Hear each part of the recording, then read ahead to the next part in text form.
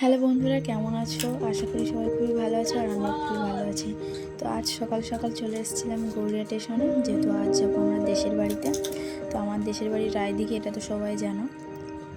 আর আমাদের মানুষ মুখখানা দেখো, রাগে গালগুলো টমেটোর মতো ফুলে আছে। আজ একটু ঘুমটাও ঠিকঠাক হয়নি, তাই জন্য। তাই এখানে প্রায় আমরা 10 থেকে 15 মিনিট দাঁড়িয়েছিলাম।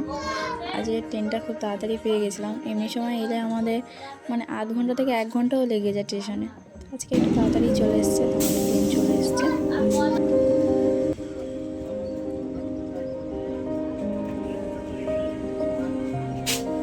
আমি বেশিরভাগ লোকে দেখেছি যে ট্রেনে উঠলে বসার জন্য সিট খোঁজে।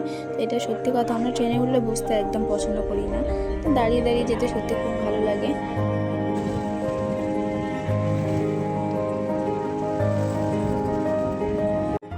তো আমরা ট্রেন থেকে নেমে পড়েছি, এখন রয়েছি মথুরাপুরে।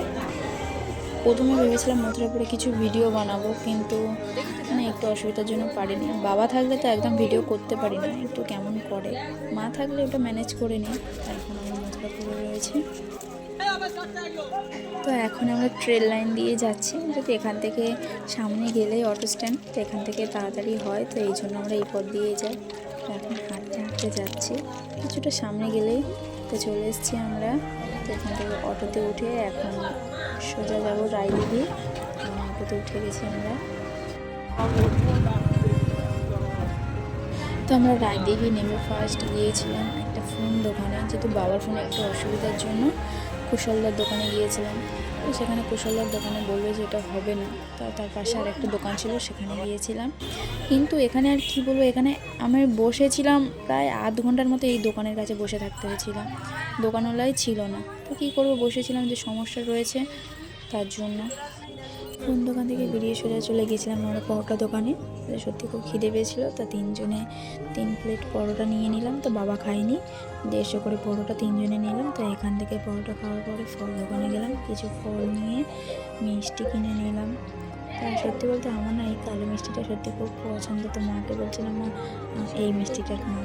দিদিমা কালো মিষ্টি পছন্দ করে না, দিদিমার জন্য অন্য মিষ্টি নিলাম, আর এই মিষ্টিটা আমার জন্য নিলাম।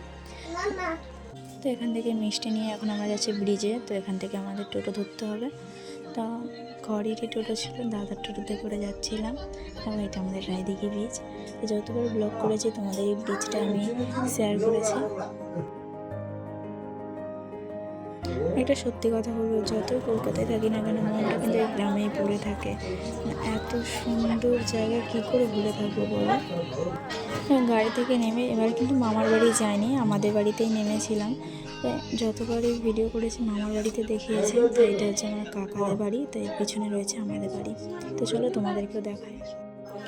আর এটা হলো আমাদের বাড়ি। তো এখনও সেই রকম কিছু হয়নি, শুধু প্লাস্টারটা হয়েছে, রং টং অনেকই বাকি, ভিতরে কিছু নেই, ফাঁকা। তা আমরা এখন আসবো না বলে সেরকম কিছু করা হয়নি। যতবার এসেছি তোমাদের আমার মামার বাড়িতে দেখিয়েছি। তো এটা হচ্ছে আমাদের বাড়ি, এটা কাকাদের বাড়ি রয়েছে, আর ওপারে রয়েছে আমাদের বাড়ি। এই পেয়ারা গাছটা কাকাদের। তো আমি বরের পিছনে গিয়েছিলাম, দেখলাম যে গাছে কিছু পেয়ারা হচ্ছে, তাই বোনকে বললাম যে দাদা আমি কটা পেয়ারা পারি।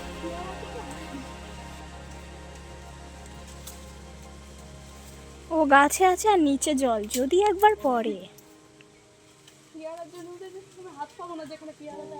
যে কারণে গাছে উঠেছে সে কারণে কী আর বলবো, গাছে পেয়ারা ছিল কিন্তু উপরের দিকে আমি হাত পাইনি, কী করবো, কষ্ট করে নামতেই হলো। মা বাবা আগেই চলে গেছে মামার বাড়িতে। তো আমি স্বপ্নার জন্য একটু অপেক্ষা করছিলাম, ও রায়দিঘি গিয়েছিল। আর এদিকে মানু দেখা, মানুকে নিয়ে আমি একটু হাঁটছিলাম। তো হাঁটতে এতটাই রাস্তা খারাপ, কী করে বাচ্চা মানুষ হাঁটবে বলো। তো আমরা মামার বাড়িতে চলে আসছি, কিন্তু মামার বাড়িতে কেউ ছিল না, মামি গিয়েছিল কাজে। দাদা তো গাড়ি নিয়ে যায়, মামা বাড়িতে ছিল না, দিদিমা ঘাটে গিয়েছিল। তো ব্লগটা এখানেই শেষ করছি, কেমন লাগলো অবশ্যই কমেন্টে সবাই জানাবে।